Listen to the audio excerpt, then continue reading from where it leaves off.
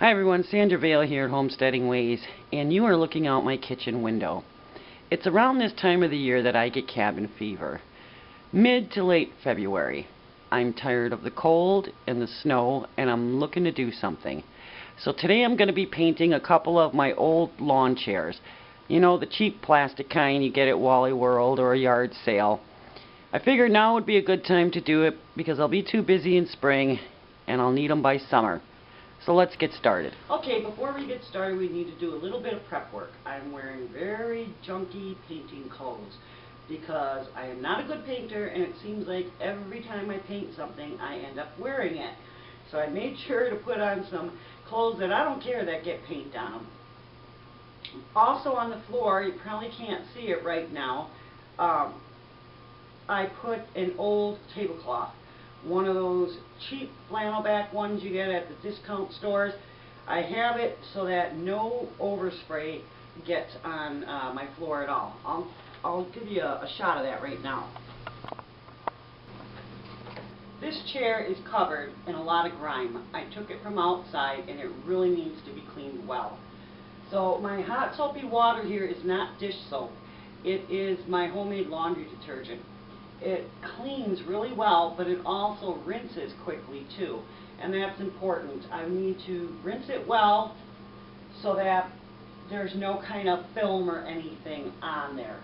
So before I do anything else, I got to get to cleaning. Okay, the chair is washed and rinsed, so the next thing I'm going to do is use some vinegar and water in this spray bottle, spray the whole chair down, and then dry it.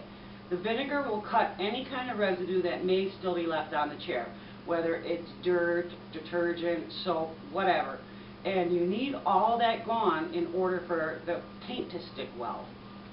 So I'm just going to spray it front, back, all over, anywhere where I'm going to paint. I'm going to let it sit for maybe a minute, and then I'm going to dry it all down.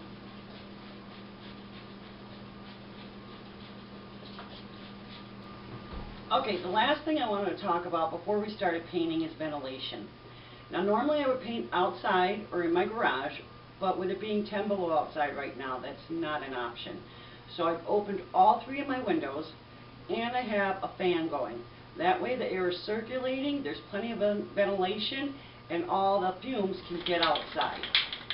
Okay, now you're going to want to make sure that whatever your furniture is, whatever piece it is, isn't right up against something else where there may be overspray like these cabinets.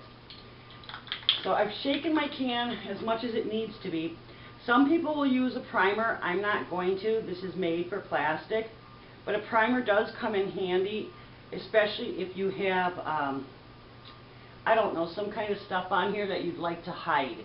Because the primer will go over it and then the paint, and it'll give it a way smoother finish. I'm not worried about that. So I'm just going to use this. It's a nice bright color. I like it a lot more than this darker burgundy here. And I'm going to use real light strokes. And even if there's breakthrough where you can see it, that's fine because I'm going to end up doing a second coat anyhow.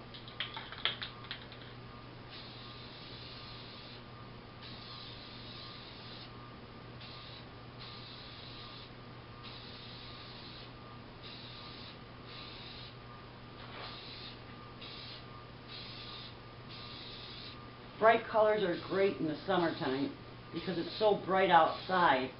They don't seem as neonish, you know. So I'm just going to do this little sweeping.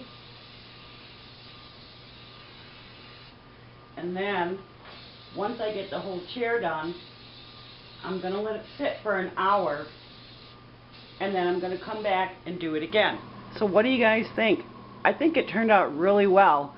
It's now a bright, sunny, happy blue color.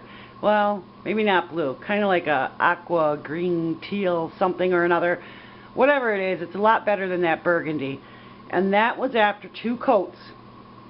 It covered really well. I'm actually kind of surprised.